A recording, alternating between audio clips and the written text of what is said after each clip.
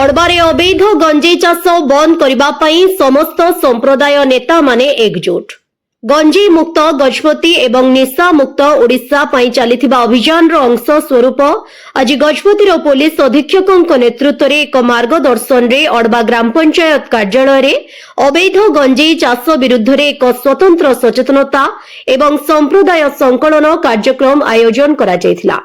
कार्यक्रम रे अड़बा police station अधीन गंजेई प्रभावित अंचल सरपंच वार्ड सभ्य संप्रदायर नेता एवं जनसाधारण सक्रिय अंशग्रहण देखा मिलता। अंशग्रहणकारी अवैध गंजेई चाषर गंभीर आईनगत परिणाम युवपीढ़ी एवं समाज उपरे यार क्षतिकारक प्रभाव एवं एही विपद को दूर करने सामूहिक सामुदायिक पदक्षेप आवश्यकता विषय सचेतन करा। कार्यक्रम समय सरपंच वार्ड सदस्य एवं स्थानीय बासिंदा सर्वसम्मतिक्रमे सेमानंक निज निज ग्राम एवं अंचल अवैध गंजेई चाष को अनुमति न देबाकू निष्पत्ति नैथिले।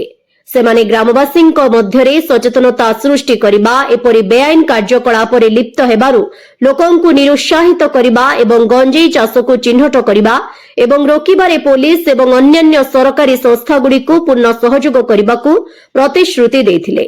अंशग्रहणकारी माने एहा मध्य आश्वासना देथिले जे सेमाने स्थानीय संप्रदाय को आईनगत एवं स्थायी जीविका प्रति प्रेरणा देबा एवं युवपीढ़ी को निशा अपव्यवहार एवं अवैध निशा कारबार संपृक्तिरु रक्षा करिबारे सक्रिय भूमिका ग्रहण करिवे। कार्यक्रम रे उल्लेख करा जायथिला जे अवैध गंजेई चाष विरुद्ध रे लड़ाई केवल प्रवर्तन द्वारा हासिल करा जाई पारिबो नाही एवं एथिपाई पंचायत राज प्रतिनिधि संप्रदाय नेता एवं साधारण जनतांक सक्रिय अंशग्रहण आवश्यक। गजपति पुलिस समस्त नागरिकों को एक निशामुक्त समाज गठन एवं अड़बा एवं समग्र गजपति जिला को अवैध गंजेई चाषमुक्त करिबारे हाथ मिलाइबाकू आह्वान करथिले। मोहनारू मनोज कुमार पाढ़ी रिपोर्ट खबर तरंग।